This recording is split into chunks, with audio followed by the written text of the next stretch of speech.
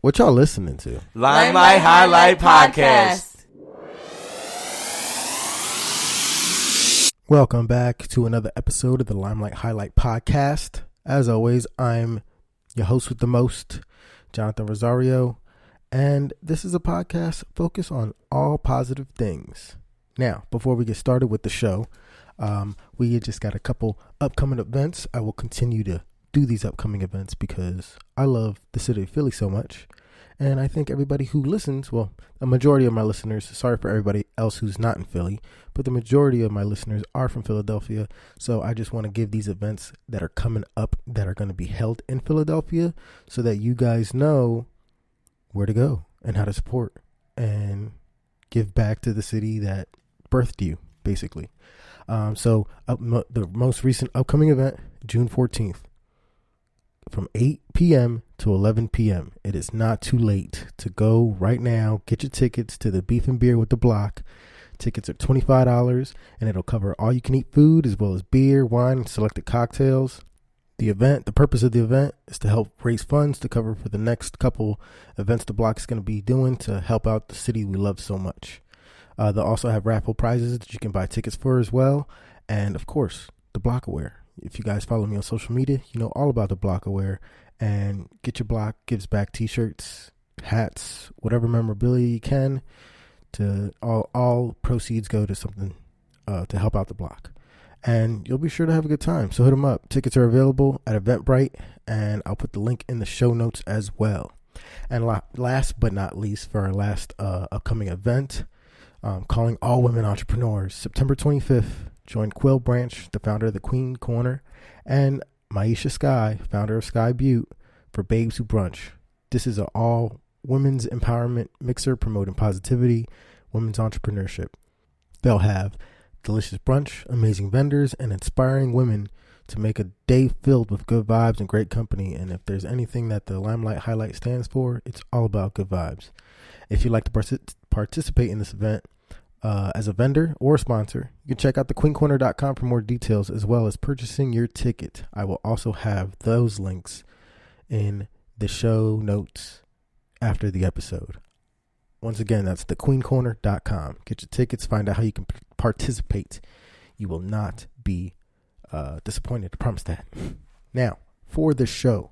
Now, if you follow me on social media, then you know that I have been putting up this poll. Well, I actually only did it on one day, but I put up this poll and I figured because the exponential growth that we're coming across with the podcast and more listeners getting involved and more people following, why not have the people of the podcast who are listening and following decide on what topics they want to hear about, specifically for the podcast itself.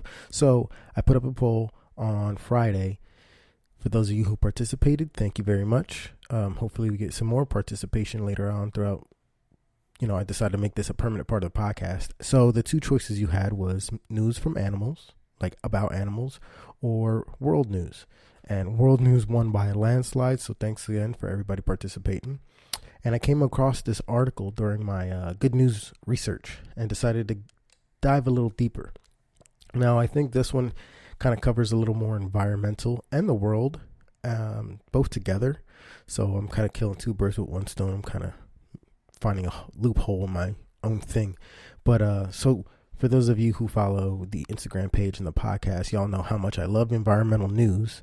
So this article is labeled World's Largest Offshore Wind Farm Powers Up, and it's on track to generate twice the energy of any other. And any other being any other wind farm.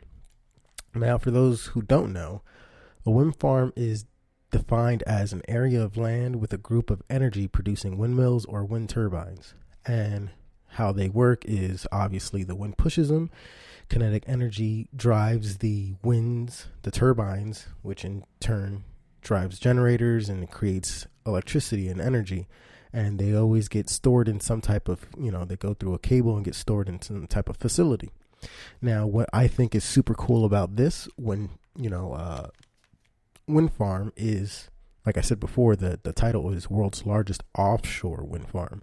Now, we just went over the definition saying that it is a land with a group of energy producing windmills or wind turbines. Well, this is actually 75 miles off the coast of England.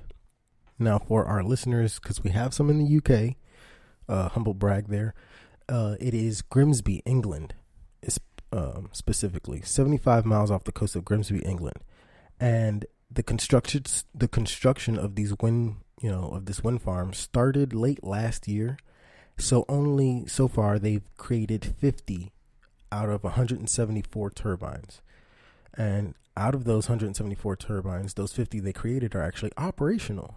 They're still building more, and I think they said that construction should last up until late the summer of this year. And with only 50 operational, they are currently supplying 287,000 homes in the UK with electricity. They're projected to be done with the wind farm and have everything fully operational in 2020. So with 174 of these wind turbines operational, they'll be able to supply well over 1 million homes with electrical power. The UK is leading the world in clean energy from wind farms. And all this clean energy is a big reason for them to kind of wean themselves off of using coal energy. That sounds real familiar. Sounds like we just opened up a ton of coal because screw the environment, right? So there's that. The UK is actually putting America to shame. And I don't want to, compare us too much, but I think it's something that we definitely need to bring up in a topic because we're supposed to be the world leaders. America is, the world police, world leaders, but instead we're kind of taking steps back rather than forward. But fortunately, the Trump administration has helped with purchasing a lot of the offshore wind turbines late last year. And we have some coastal states like New Jersey and New York that are, and a lot more, that have set some pretty high goals for getting these electrical wind farms going off of their coast as well. So hopefully we get those things situated and taken care of, and we can generate a lot more clean energy and stop relying on coal. So back to the UK wind farm, there's going to be a lot of upkeep for these things, so more jobs are created, and they actually set up this thing. So 75 miles offshore is pretty far, and they've created this vessel. It's like a service vessel, and it's equipped with 40 cabins, a game room, and even a gym. And they have 2 teams so far, from what I read. The 2 teams, they go out to this vessel for about 2 weeks at a time, and they kind of live there, obviously upkeeping and maintaining these wind turbines, which sounds like a pretty sweet gig. And if you're wondering how the power is transferred from these big turbines all the way to the UK, for those geeks out there who are interested in these types of things, because I know I am, the electricity actually passes through undersea cables to one of 3 offshore substations. There's like these huge substations that have already been created and set in place. And then through more underground cables, after it reaches there, it'll go to an onshore station and connects to the UK national grid, supplying, once again, well over 1 million homes. Now, I wanted to get into this story because, once again, I love the environment and I love news about the environment. And the fact that we are, this just eliminates so many problems. It eliminates pollution. It eliminates people having to, black lung, kind of those diseases and terrible labor that's come from coal. And also, it eliminates a lot of the need to go to other countries and kind of start wars. If you guys know anything about politics, a lot of these wars are started because of oil, fossil fuels. And recently we had these stupid morons in the White House call it freedom gas. Like, what are we doing here? There's obviously so much potential for clean energy out there. There are so many avenues you can take. There's I shared, if you guys follow Instagram, I shared a post about in Shanghai. They are now driving around, certain companies are driving around in hydrogen powered vehicles. Hydrogen, that's water mostly, for those of you who don't know, and there's no emissions, 0 emissions. with climate change, regardless if you believe in it or not, you have to know that doing a cleaner, eco-friendly alternative to gas, I almost cursed because I get pretty pissed off about this, but to gas, then this is a way better option, way better thing, way better for generations to come, and maybe we can help, clean up the freaking ecosystem. But anyway, yeah, so that's that story, and I usually would be done with this podcast, but because I have more people, like I said in the beginning of the podcast, growing and showing and sharing with the podcast, we actually have a friend of the podcast, Jay Pierre, who actually tagged us in this thing, and I thought it was really touching because it is about Philly. Once again, I love Philly. It's where I'm from, where a majority of our listeners are. And she shared a story about a barber in Philly named JaWaun Jones, and he has this initiative called Haircuts for Homeless. And when I was reading the article, it's a picture of a homeless guy getting a picture. I guess it was his 56th birthday, and he has some tears coming down his face. It's really touching. But his wife gave him the idea for the initiative back in January 2017. And he was basically looking for a way to give back to the less fortunate, just like a lot of people are. We always want to do these things, and a lot of people who already volunteer get into these organizations that are already established. But he wanted to have a different spin on it, So he, his wife actually told him to go cut a few guys' hair after a social media took notice, a few homeless guys' hair. He started Haircuts for Homeless.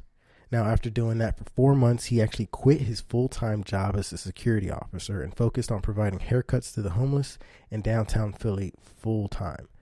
Now, to drop your job that way, it's just, you have to have so much support backing you, and this guy definitely does. So I say go follow him on Instagram. It's at Haircuts for Homeless.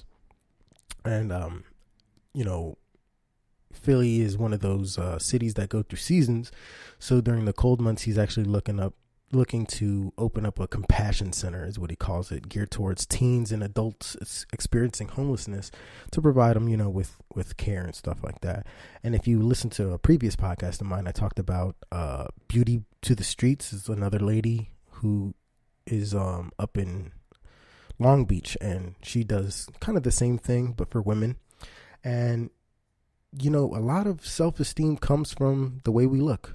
A lot of it comes from how we look and how we treat others and all that good stuff. So I thought that was really cool to share. Thank you, Jay Pierre. Shout out to her. And once again, I'm sharing a lot of these stories because people are sharing them with me.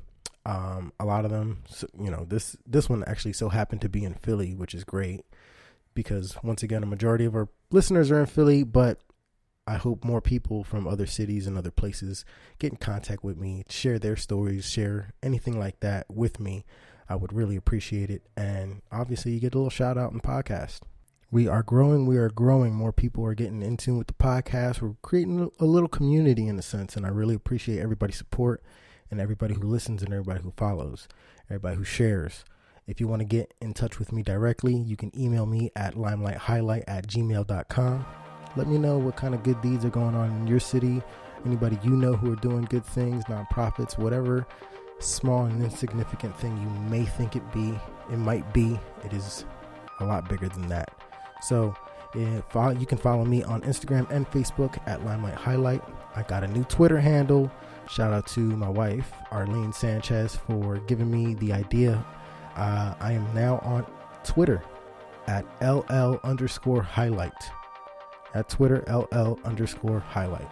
So you can tweet at me, anything, I'm trying to get on Twitter, but it's a lot of work. Anyway, so once again, the upcoming events, go purchase your tickets for Beef and Beer with the Block, $25. The link is on their Facebook. If you want to go follow them on Instagram and Facebook, they're at The Block Gives Back.